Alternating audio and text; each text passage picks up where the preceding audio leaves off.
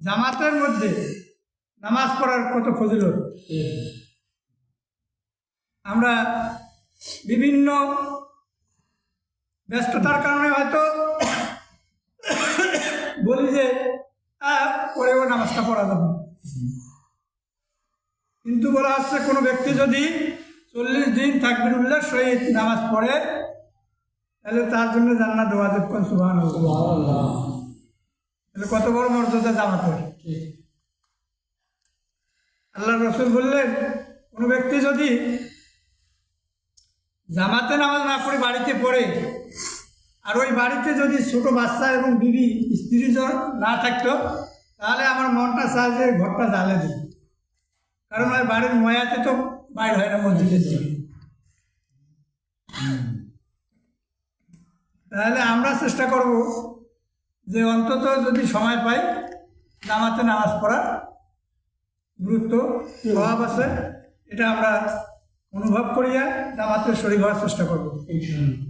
বলি ইনশাআল্লাহ। ইনশাআল্লাহ। তাহলে কি বলছে যে যে ব্যক্তি ফজরের নামাজ এশার নামাজ জামাতের সহিত পড়লো এবং ফজরের নামাজ জামাতের সহিত পড়লো, সারাটা রাত ইবাদত বন্দেগী করা সব তার আমলনামায় দেওয়া হবে। আল্লাহ তাআলা আমাদেরকে এরকম অসংখ্য অফার দিয়েছে যাতে শেষ নবীর উম্মত অল্প আমলেই তারা অধিক পরিমাণ সওয়াব অর্জন করতে পারে। সুবহানাল্লাহ। কেউ আছে না যে বলি না যে তিনি মিনিস্টারের পিয়ন বা উনি আইনমন্ত্রীর একজন সচিব, তাহলে ওনার কাছে যদি যাই আমার এই কাজটা হবে। আল্লাহ তাআলা আমাদেরকে এমন সৌভাগ্যশীল বানাইছেন যে আল্লাহর হাবিব সকল নবীর রাসূলদের সর্দার, যিনি আমরা তারই উম্মত। বলি সুবহানাল্লাহ। সুবহানাল্লাহ। কিয়ামতের দিন কোনো নবী সুপারিশ করার সুযোগ পাবে না, একমাত্র আমাদের প্রিয় হাবিব জনাবে মুহাম্মদ রাসূলুল্লাহ সাল্লাল্লাহু আলাইহি সাল্লাম সুপারিশ করার একমাত্র অনুমতি পাবেন। তিনি যখন হাসর নাসর হয়ে যাবে, মানুষের ফয়সালা হয়ে যাবে, কেউ জাহান্নামী কেউ জান্নাতি, যারা ডান হাতে আমলনামা পাবে তারা আনন্দে আত্মহারা হবে, তাদের জন্য ফয়সালা জান্নাত। আর যারা বাম হাতে পাবে, সূরা ওয়াকিয়ার মধ্যে বলা হয়েছে 3টা দলে বিভক্ত হবে। কয়টা দলে? 3টা। একটা দল হচ্ছে বিনা হিসাবে জাহান্নাম, বিনা হিসাবে কি জাহান্নাম, যারা ঈমান আনে না এই ব্যক্তি। আর একটা দল হচ্ছে বিনা হিসাবে জান্নাত। কোন সুবহানাল্লাহ। সুবহানাল্লাহ। এরা কারা? নবী রাসূলগণ, শহীদ, সিদ্দিকগণ, শুহাদা, সালিহিন। আর একটা দল হচ্ছে এদের হিসাব নিকাশ পাপ পুণ্যের বিচার হয়ে ফয়সালা হবে। ফয়সালা হওয়ার পর যারা জাহান্নামী হলো, এখন জান্নাতীরা জান্নাতে যাবে। আমাদের প্রিয় হাবিব জনাবে মুহাম্মদ রাসূলুল্লাহ সাল্লাল্লাহু আলাইহি সাল্লাম সিজদায় পড়ে আল্লাহর কাছে কাঁদবেন, ইয়া রাব্বুল আলামিন, আমি তোমার জান্নাত চাই না, আমার উম্মত যেগুলা জাহান্নামী হয়ে গেছে আমি তাদেরকে চাই, আমি তাদেরকে সহ জান্নাতে যেতে চাই। আল্লাহর হাবিব বলবে, আল্লাহ তাআলা আল্লাহর হাবিবকে বলবেন, এ পেয়ারা হাবিব, তোমাকে আমি দুনিয়ার মধ্যে তোমার একটা চাওয়া ছিল, সব নবীর চাওয়া আমি পূরণ করে দিয়েছি, তুমি একটি চাওয়া রাখছিলে, তুমি চাও, আমি তোমার সে চাওয়া পূরণ করবো আজকে। সুবহানাল্লাহ। সুবহানাল্লাহ।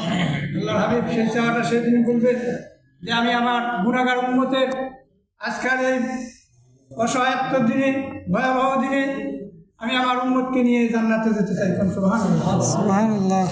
বলবেন যে ঠিক আছে, তুমি যাও জাহান্নামের মধ্যে যারা তোমাদের এই উম্মত পাপিষ্ঠ হয়ে জাহান্নামে গেছে, তাদের মাঝে যদি ঈমান সামান্য পরিমাণ থাকে তাদেরকে চিহ্নিত করে নিয়ে আসো, তাদের সাথে জান্নাত নিয়ে যাবে। কোন সুবহানাল্লাহ।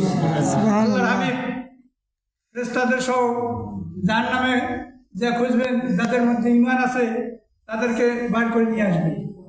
আসার পর তাদের তো জান্নাতের ফয়সালা হয়ে যাবে। আবারও আল্লাহর হাবিব সিজদায় পড়ে কাঁদিবেন। আল্লাহ তাআলা বলবেন, হে পেয়ারা হাবিব, আবারও কি হলো তোমার?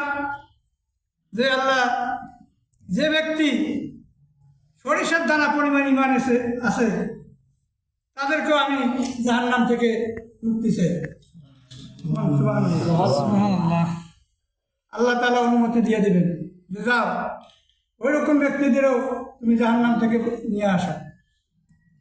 আল্লাহর হাবিব ওই রকম বান্দাদের উম্মতদেরকে আবারও জাহান্নাম থেকে নিয়ে আসবেন। দ্বিতীয়বার আসার পর আবারও আল্লাহর কাছে আরজ করবেন, হে পরওয়ারদিগার, হে দয়ার আল্লাহ, আমার যে উম্মত শুধু একবার দুনিয়ার মধ্যে ইয়াকিনের সহিত তোমাকে বিশ্বাস করেছে, আমার রাসূলের আমার প্রতি ঈমান এনেছে, বলেছে লা ইলাহা, বলেন লা ইলাহা লা ইলাহা ইল্লাল্লাহু ইল্লাল্লাহু মুহাম্মাদুর রাসূলুল্লাহ মুহাম্মাদুর রাসূলুল্লাহ সাল্লাল্লাহু আলাইহি ওয়াসাল্লাম, সাল্লাল্লাহু আলাইহি সাল্লাম। যদি একবার যদি ঈমানের সহিত জ্ঞানের সহিত এই কালেমাটা পাঠ করেছে, আল্লাহ ওই উম্মতদেরকেও আমি জাহান্নাম থেকে পানা চাই। সুবহানাল্লাহ। আল্লাহ তাআলা অনুমতি দিয়ে দিবেন। বলা আছে আমরা সবাই নাজাত পাবো ইনশাআল্লাহ, কিন্তু তার মধ্যে ভাগ থাকবে ইন্না শিরকা লাযুলমুন আযীম। ঈমান আর শিরক একই অন্তরের মধ্যে থাকতে পারে না। শিরক থেকে আমাদেরকে মুক্ত থাকতে হবে। কি থাকিয়া? শিরক থাকি। আর জাহান্নাম থেকে যে মুক্তি পাবো এটা আশা করি, যেহেতু আমাদের প্রিয় হাবিবের আমরা উম্মত, আমরা যদি ইনার দেখানো পথে চলতে পারি। কিন্তু বলা হচ্ছে যারা জাহান্নাম যাবে, এই মৃত্যুর পর যে জাহান্নাম খাটবে, বলা হচ্ছে জাহান্নামের আগুনের আভাস যদি কারো স্পর্শ হয়, খালি আভাসটা, 50,000 বছর তার যন্ত্রণায় সে ভুগবে। আল্লাহু আকবার। তাহলে জাহান্নামটা কত বড় ভয়ানক জায়গা। আর জান্নাতটা বলা হচ্ছে মুমিনরা সেখান থেকে কি হতে যাবে না, ইন্নাল্লাযীনা আমানু ওয়া আমিলুস সালিহাতি কানাত লাহুম জান্নাতুল ফিরদাউসি নুজুলা খালিদিনা ফিহা লা ইয়াবগুনা আনহা হিওয়ালা। বলা হচ্ছে জান্নাত মুমিনদের জন্য আবাসস্থল, সেখানে তারা চিরস্থায়ী বসবাস করবে, সেখান থেকে তারা কি চাইবে না, স্থানান্তরিত হইতে চাইবে না। সুবহানাল্লাহ। সুবহানাল্লাহ। এখানে কি হবে, যে জান্নাতের নহর, সেখানে নদী প্রবাহিত হবে জান্নাতের তল দিয়ে। কিসের? সুস্বাদু পানির, দুধের, মধুর, এবং সেখানে যা চাওয়ার কোনো কি হবে না, মানে কমতি থাকবে না। কোন সুবহানাল্লাহ। সুবহানাল্লাহ। শুধু মন চাইলো আল্লাহ তাআলার পক্ষ থেকে আসবে। জাহান্নাম যেমন ভয়ানক, জান্নাত তার থাকিও তেমন উচ্চ মর্যাদার এবং আশা অনুরূপ আশা মানুষের যতগুলো আছে সেখানে পূরণ করার আল্লাহ তাআলা ব্যবস্থা করেছেন। কোন সুবহানাল্লাহ। সুবহানাল্লাহ। জান্নাতে যে প্রথম খাবার হবে মাছের কলিজা। কোন সুবহানাল্লাহ। সুবহানাল্লাহ।